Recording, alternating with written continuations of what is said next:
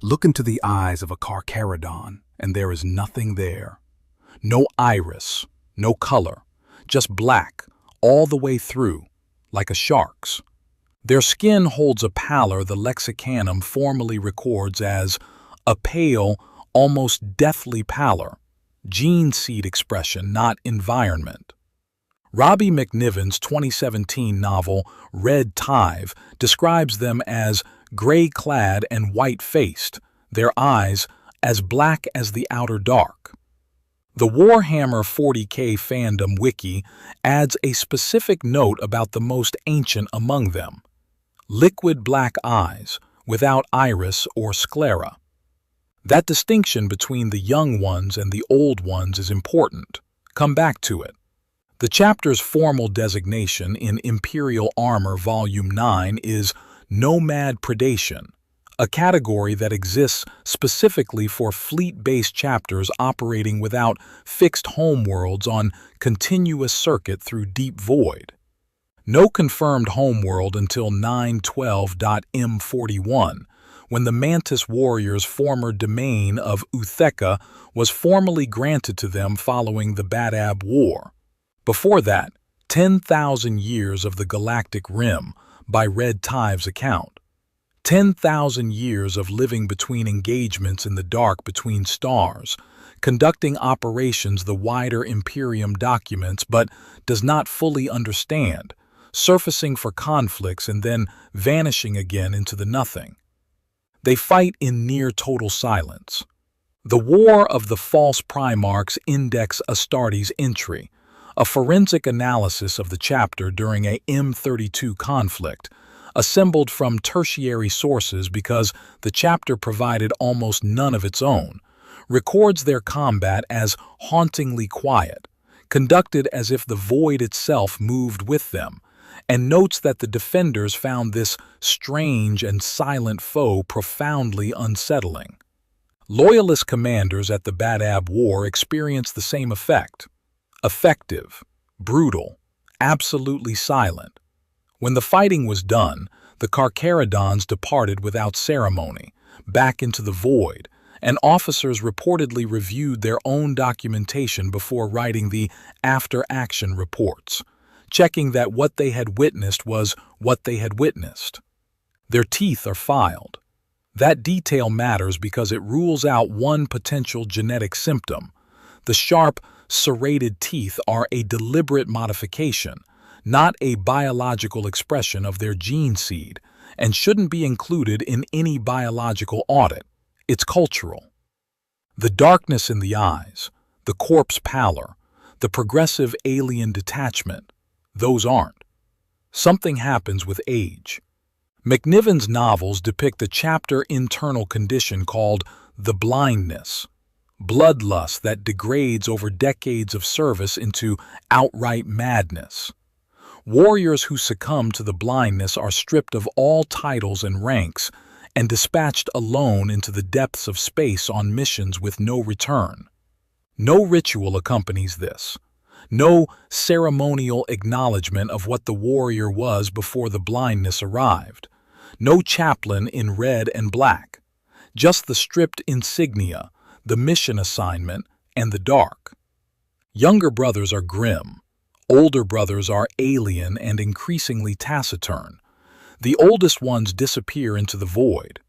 The behavioral gradient runs from one end to the other across a single chapter, documented in both the Badab War records and in MacNiven's novels, and it has no formal name beyond the destination it produces: the blindness. The chapter also conducts the Red Tithe, periodic descents on imperial worlds to seize populations for use as serfs, indentured labor, and initiates. MacNiven confirmed in a community Q&A that refusal to give up the practice of slavery was one of the many reasons the Carcharodons were exiled in the first place, citing the Red Tithe as foundational rather than adaptive, old enough to predate the chapter's exile, which itself predates any event in the last 10,000 years. Tiberos, the chapter master documented in Imperial Armour Volume 9, carries twin lightning claws named Hunger and Slake. The vocabulary keeps returning to appetite, the red wake, the battle cry intact across 10 millennia. From the void we come, darkness there, and nothing more. The Imperium's implicit account for all of this is void exposure. Long isolation in deep space, producing unusual biological and psychological traits in a chapter with no homeworld and minimal contact with broader Imperial society. Strange chapter, extreme environment, case closed. But void exposure is a non-explanation, and it fails the moment you apply the rule that governs every Astartes chapter in the entire setting. Gene seed doesn't lie. Every Codex edition establishes this. Gene seed is derived from the Primarch's genome and the Primarch's nature, his biology, his psychology, his underlying compulsions, propagates downward through every generation of sons. Not symbolically. The Emperor created each Primarch's gene template from a differentiated subset of his own genetic code, then used it to engineer the 20 Space Marine legions. A Raven Guard apothecary and a Mechanicum Magos janitor who analyzed the original gene stock during the Horus Heresy found deliberate manipulation in the individual Primarch genomes. Certain sequences deleted from the base template, others added, including, notably, clearly non-human DNA in the genome of the Primarch designated Subject 6. That non-human addition, the Fandom wiki records, could explain the wolf-like affinity of Leman Russ and the unexpected feral mutation of many space wolves Astartes into the wolfen. The Canis helix isn't metaphor for Russ's warrior nature.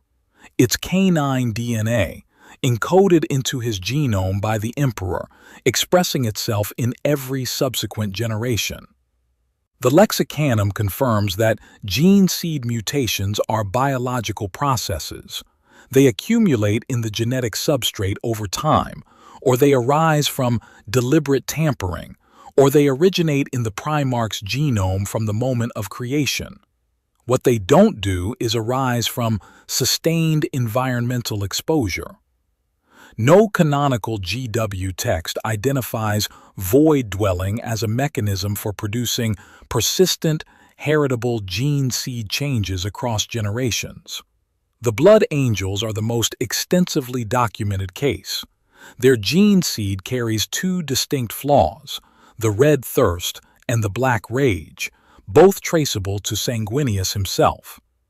The Fandom wiki is specific about the mechanism. The red thirst traces to a trait within Sanguinius's own genotype that lay buried and waited to be awakened. Present in the Primarch first, manifesting in his sons second. During the Great Crusade, individual legionaries began succumbing over the course of solar decades, a building blood hunger, a rage that stripped reason, an end state Sanguinius understood as a warrior losing himself entirely until death became the only mercy. He had known about the flaw for years before anyone outside the Legion did. He hid it because he understood what discovery would mean. James Swallow's Fear to Tread records Sanguinius confronting Horus about why he hadn't told the Emperor. His answer: "I won't be responsible for the erasure of the Blood Angels from Imperial history. I won't have a third empty plinth beneath the roof of the hegemon as my legion's only memorial." A third. Two already existed when Sanguinius said this. He wasn't speculating about some abstract policy. He was calculating, in M30, based on something he apparently knew or strongly suspected about what had already been judged equivalent to what he was hiding. He was a Primarch who had measured his own flaw against the threshold and was genuinely afraid he would meet it. The Space Wolves present the same principle from a different angle. The Canis helix, the result of deliberate non-human DNA insertion into Leman Russ's genome, infuses recruits with lupine traits, bestial instincts, heightened aggression, and the potential for complete transformation into the wolfen. The Fandom wiki calls it at once the source of the Space Wolves' great strength and their fatal flaw, explicitly tracing it to the genetic manipulation of Russ's source material. The Space Wolves have produced almost no successor chapters for 10,000 years, precisely because the Canis helix can't be safely propagated through standard founding protocols. One source puts it plainly. The Space Wolves lack successor chapters almost entirely due to the instability of their gene seed and the Canis helix. The gene seed is that destabilized, and the instability runs directly back to what was put in Leman Russ's genome before he ever became a Primarch. Both chapters carry catastrophic, civilization-threatening gene seed flaws. Both are monitored. Neither has been erased. The reason, in both cases, is that a visible management system exists. The Blood Angels built the Death Company. The Rage-afflicted are honored in red and black, given purpose, given a chaplain, given acknowledged standing in the chapter's theology. The Space Wolves direct the wolfen potential outward onto enemies, and carry it as a deeply internal shame they manage without exposing to external scrutiny. Each presents the Imperium with something it can observe functioning. Each demonstrates, implicitly, that the chapter knows what it is and has built something around it. What the Carcharodons present is the blindness, an unnamed mechanism managed by stripping a brother's rank and pushing him alone into the void to die. No death company, no honor in red and black, no institutional acknowledgement that the madness has a shape and a source and a ritual container. Just the void exile order and the darkness. That isn't a management system, it's disposal, and the difference matters more than the severity does. The Raven Guard explanation for the Carcharodons is the canon-preferred reading, and it demands honest engagement before the forensic argument proceeds further. Lexicanum lists their progenitor as Raven Guard, allegedly, possibly chimeric. The Raven Guard melanochrome organ, which governs skin pigmentation in response to UV and environmental stimuli, is defective throughout the Corax lineage in a specific, documented way. It produces chalk-white skin and darkened pigmentation across the gene line. Forge World's Horus Heresy Book 3 retroactively placed multiple Carcharodon-specific elements in pre-Corax Raven Guard history. The Shade Lord title appears in the history of exiled Raven Guard Commander Arcus Fall. The Pale Nomad designation for the chapter's chief librarian connects to the Raven Guard's exiled 11th chapter, whose tactics, the Lexicanum notes, resembled those later employed by the Carcharodons. The Death Watch RPG material confirms Raven Guard gene seed markers in recovered genetic samples from Carcharodon's battlefield casualties. This is substantial evidence. The pallor traces here.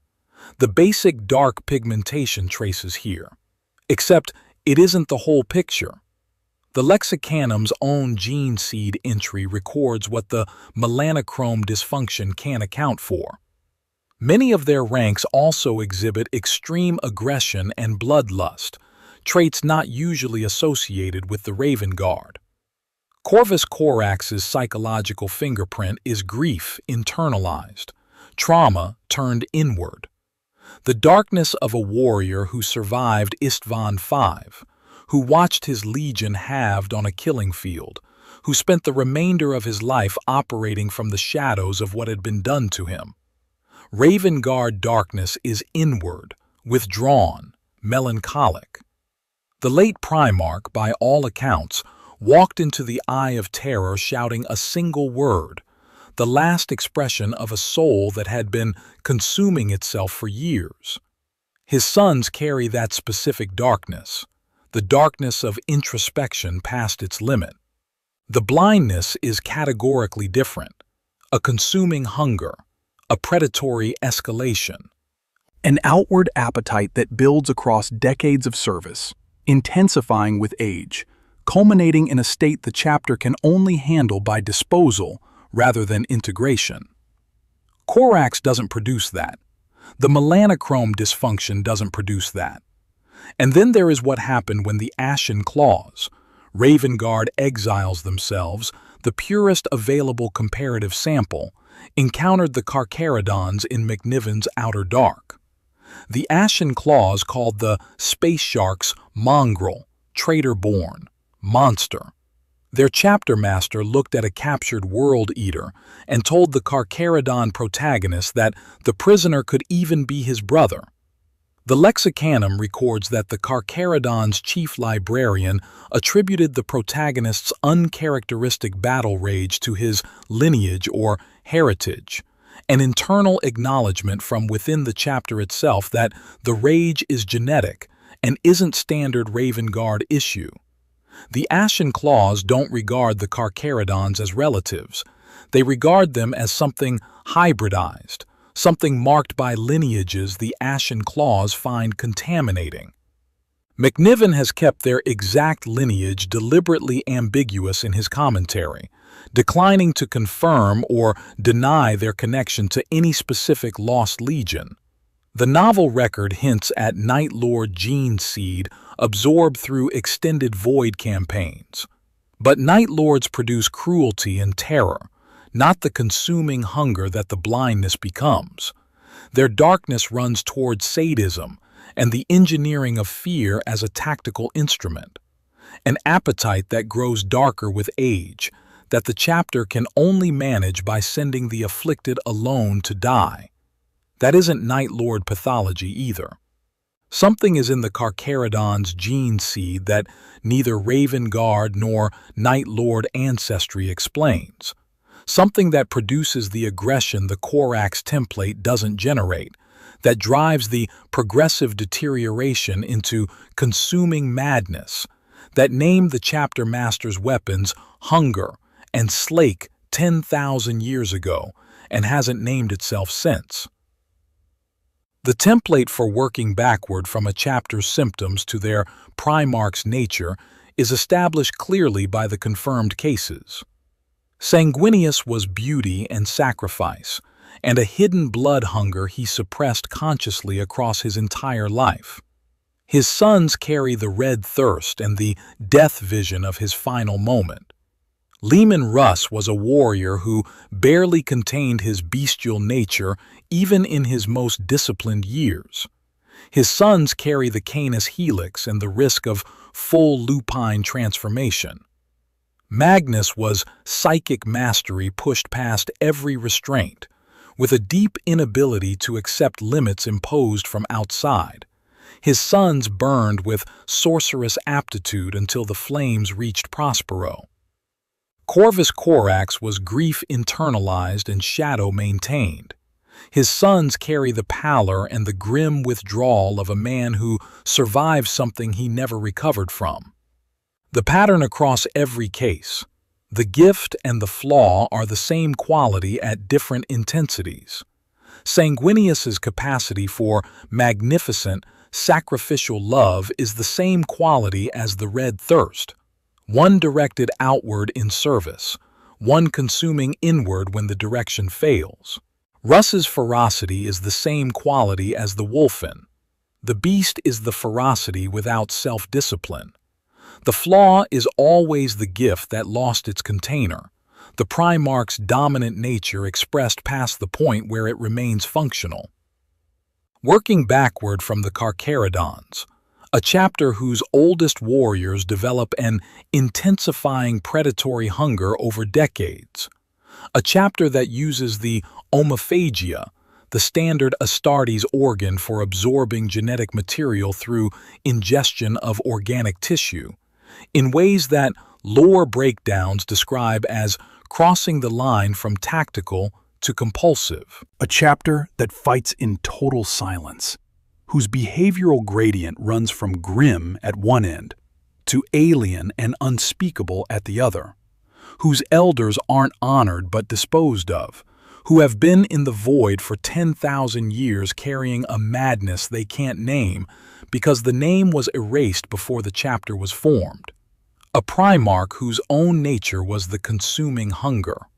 Void adapted, predatory, marked by something that grew worse across decades, rather than striking in a single catastrophic event, the way Sanguinius's death imprint struck the Blood Angels in a single moment. A Primarch who perhaps recognized in himself the same trajectory his sons now exhibit, who looked at his own deterioration across the years of the Great Crusade and understood that what was in his blood wouldn't survive the scrutiny of the Imperium center, surrounded by brothers who had already seen 2 legions emptied from their plinths for reasons nobody was permitted to discuss. The chapter's own mythology confirms the architecture, even without naming the content. In Red Tithe, the Carcharodons' cosmology names the Emperor Rangu, the Void Father, not the master of mankind, not the God Emperor, specifically the Void Father. The Primarch is the Forgotten One, acknowledged in the chapter's living theology as his sire's son, known only by his absence. The Lexicanum records the day of exile as occurring at the behest of an individual known as the Forgotten One. The Primarch exiled them, not the Emperor, not an imperial tribunal, not the heresy's aftermath. The Forgotten One himself gave the order that sent the wandering ancestors beyond the galaxy's edge. A Primarch who sends his own legion into permanent darkness, who becomes so completely expunged from the record that even his own chapter knows him only as the name for absence. That Primarch understood something about what was in his blood. He looked at his sons and saw in them what he saw in himself, and chose, before the choice was taken from him, to move them where they wouldn't be seen deteriorating by eyes that had already written 2 similar verdicts. The exile isn't punishment. It reads as decision, a Primarch enacting the only solution available to him short of not existing. The relics confirm what the mythology implies. The coral shield and void sword have been with the chapter since the very first day of exile, the Lexicanum records. The weapons hunger and slake carry their names across 10,000 years without explanation. The battle cry is intact. From the void we come, darkness there, and nothing more. The vocabulary hasn't shifted in 10 millennia because the blood underneath it hasn't shifted. You can scratch a name from a plinth. You can't scratch it from the genome. Sanguinius's fear about the empty plinths identifies the severity threshold with more precision than anything GW has published as direct authorial statement. He believed a gene seed flaw comparable to what he was concealing could condemn a legion. The fear to tread account names 2 specific precedents he was measuring against. He wasn't speculating about abstract policy. He was calculating based on something he apparently knew or strongly suspected about the 2nd and the 11th, and he was terrified the calculation put him in the same category. The canon surrounding the Lost Legions is tonally consistent across every surviving reference, and the tone is grief. Rogel Dorn, walking past the empty plinths in the Lightning Tower, observes, "The 2nd and 11th plinths had been vacant for a long time. No one ever spoke of those 2 absent brothers. Their separate tragedies had seemed like aberrations. Had they, in fact, been warnings that no one had heeded? Separate tragedies, not separate crimes, not separate falls from loyalty, but tragedies. Something that happened to them as much as something they did." Dorn uses the language of loss. Vulcan, confiding to his equerry during the Great Crusade, says he wants no further empty pillars in the investiary. It's shame enough to bear the grief for two. Grief. The emperor himself, reuniting with Corvus Corax, is asked about the missing brothers. The Fandom wiki records, "The emperor's expression grew bleak, filled with deep sorrow. He looked away as he replied, 'The other two. That is a conversation for another day.'" Deep sorrow from the emperor, a deflection carrying the weight of something that can't be undone. Not righteous relief, not the tone of a decision made correctly and cleanly. Grief and sorrow, and a door that won't open. Against this, the Rangdan genocides. 3 genocidal campaigns in the 860s of it.The, described in the Fandom wiki as one of the most devastating wars of the Great Crusade. A fragment preserved accidentally in a widely distributed imperial document confirms both the 2nd and 11th legions participated in the Rangdan genocides, though the scope and nature of their involvement remains unrecorded. The campaigns caused enormous casualties across multiple legions. Whatever the second Primarch's pre-existing nature was, whatever the genocides revealed or accelerated in him, it occurred in that context. After those campaigns, the plinths were empty. The Blood Angels and Space Wolves set the comparative standard precisely. Both carry catastrophic gene seed instability. Both are retained because they can demonstrate management. The Death Company is the proof of containment, a visible institutional structure showing the Imperium that the chapter knows what the Black Rage is, has named it, has built a ritual around it, and can present afflicted warriors with purpose rather than disposal. The Space Wolves' Canis Helix produces almost no successor chapters. The gene seed is that destabilized, but the wolves are monitored and retained because the wolfen potential, catastrophic as it is, can be directed outward in service to the Imperium and accounted for within the chapter's cultural framework.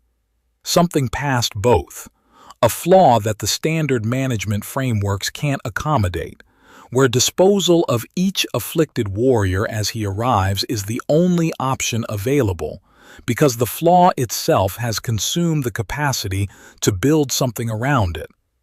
A Primarch whose nature was a consuming, predatory madness that built across decades, who recognized the trajectory, who sent his legion into permanent darkness, who then disappeared from every record in the most complete edict of obliteration in imperial history, represents something the Sanguinius standard can't cover. Sanguinius built a house around his curse before anyone outside the legion saw the full depth of it. The second Primarch situation, if the Carcharodons are the evidence this analysis takes them to be, was past the point where a house could be built. There was only the void. The cover story runs on geography, and it has run without interruption for 10,000 years. Arbiter Ian's coverage of the chapter describes them as exiled to the galactic rim in the very earliest days of the Imperium. The chapter's contact with the broader imperial structure is infrequent, circumscribed, and controlled by the chapter itself. When they surface, the Badab War, the Pentarchy of Blood convened in it.The to destroy 11 renegade chapters, the War of the False Primarch in it.32, they come, perform their function, and vanish back into the void without explanation. The Index Astartes entry for the War of the False Primarch records that the chapter seemed utterly disinterested in communication or mutual support, their representatives showing little more than cold-eyed disinterest in proceedings before departing, their actions throughout the entire conflict pieced together only through tertiary sources. A chapter that does not communicate can't be studied. The blindness, expressed across generations, has a characteristic progression. Grim young warriors, alien older ones, void exiled elders. But that progression is only legible as a pattern under sustained observation. An inquisitor who examines the chapter during a 2-week campaign deployment sees effective, brutal space marines. He does not see the arc of decades. He does not see the warrior who was stripped of rank last year, or what that warrior looked like 20 years before the stripping, when the behavioral shift was just beginning. The community reading of Red Tithe has noted that the Inquisition may informally facilitate specific arrangements, particular penal worlds effectively serving as sanctioned feeding grounds for the Red Tithe, because having the Carcharodons operational is more useful than having them accountable. Whether that is accurate or not, the result is the same. The chapter operates in an imperial blind spot maintained by distance and deliberate incuriosity. The War of the False Primarch record provides the most direct evidence that the blindness is gene seed and not environment. During the Grey Tithes, the chapter's seizure of local recruits for initiation, scouts fresh from ordinary imperial populations who had spent no time in the void, showed an immediate phenotypic shift upon receiving the chapter's gene seed. The Index Astartes entry records it directly. Nearly all scouts showed a most peculiar gray skin type and all black eyes, perhaps caused by the chapter's gene seed. The phrasing is careful, the observation isn't. Recruits from normal human populations, implanted with Carcharodon's gene seed, displaying gray skin and jet-black eyes before they had spent a single hour in deep space. Gene seed expression at the speed gene seed expression operates, fast, consistent, running toward the same endpoint in every subject regardless of origin. The void exposure explanation can't survive this. A recruit who was living on an imperial world until the Red Tithe arrived does not develop gray skin and black eyes because of the void. He develops them because of what was put inside him. That is gene seed doing exactly what gene seed does, expressing a Primarch's nature in every host that carries it, regardless of environment, regardless of how long they have spent in the dark. The silence surrounding this isn't ignorance. The arrangement, the exile, the Red Tithe tolerated through informal institutional accommodation, the fleet operating beyond the Imperium's edge on a mission with no defined endpoint, is the ongoing maintenance of a decision made in M30 or M31. Park the evidence where the light does not reach. Let the blindness run its course in the void. Let the exiles die alone in the deep dark where no one files a report on why a space marine's eyes went entirely black and his hunger swallowed his reason. Every space marine carries his Primarch in his blood. The Blood Angels carry Sanguinius and his thirst. The Space Wolves carry Russ and his beast. Both chapters have something the Carcharodons don't, the knowledge of whose nature they carry.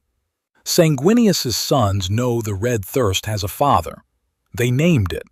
They built the Death Company, warriors who fall to the black rage honored in red and black, given a chaplain, given purpose in their final descent, acknowledged within the chapter's theology as brothers who are dying for something. The moment the rage arrives, there is a framework already waiting for it. Russ's sons know the Wolfen transformation has a source. They carry the Canis helix as a known quantity, a thing that has a name and a history, and a place in how the Space Wolves understand themselves. Te Kahurangi, chief librarian of the Carcharodons, holds the title Pale Nomad, a designation connecting the chapter directly to Raven Guard exile history. He studies the oldest warriors of his chapter, the ones whose silence has deepened past communication, whose eyes have gone to the full, liquid black that the Fandom wiki identifies as characteristic of the most venerable and ancient. And he has no clinical framework for what he is seeing as a trajectory. He has the blindness, which tells him the end state. He does not have what Sanguinius had, the understanding that this came from inside the genome, that it has a father, that the father's nature and the blindness are the same quality in different stages. He can't build a death company because he does not know he needs one. He can only strip a brother's rank and point him at the dark and call it a mission. Sanguinius, hiding the red thirst from the Emperor, was terrified because he knew what the empty plinths represented.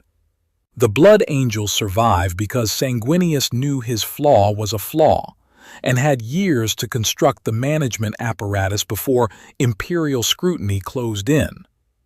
By the time the red thirst was visible to outside observers, the Death Company existed as proof of controlled containment.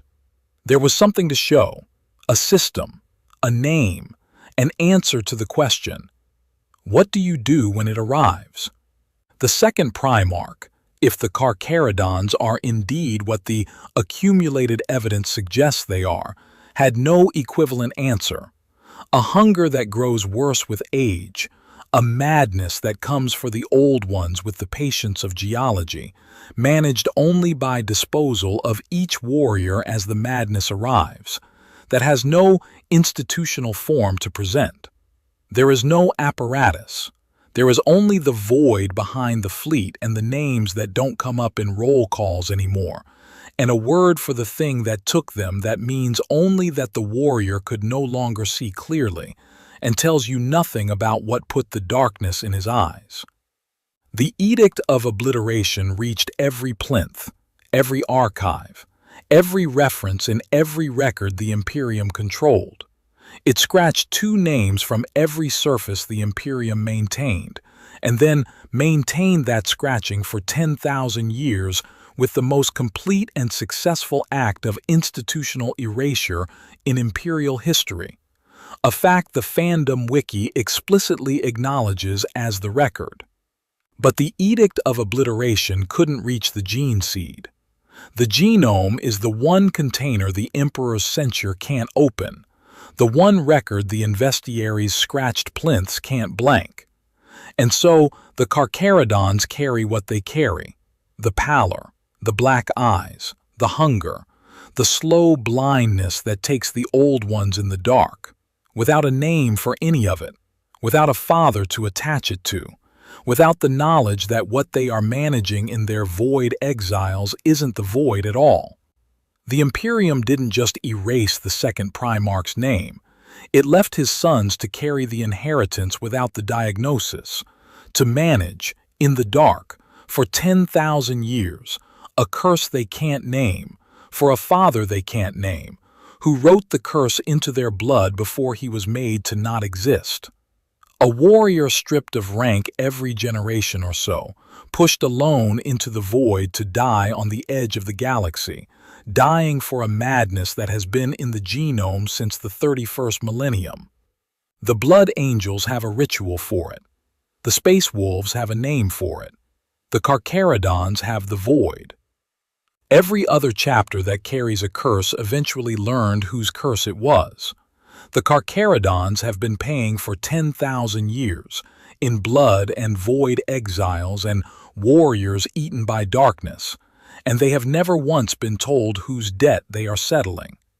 Their blood remembers. Their battle cry remembers. Their weapons carry names chosen by a reason the chapter can no longer articulate, because the reason lives in a genome, and the genome doesn't speak. The space sharks carry something the Imperium won't name. A slow, black-eyed, hungry madness that takes their oldest warriors and turns them into void exiles, alone in the dark, fighting for an empire that deleted their grandfather. They carry his curse in their blood and his secret in their genes, and the madness that takes them in the end isn't the void.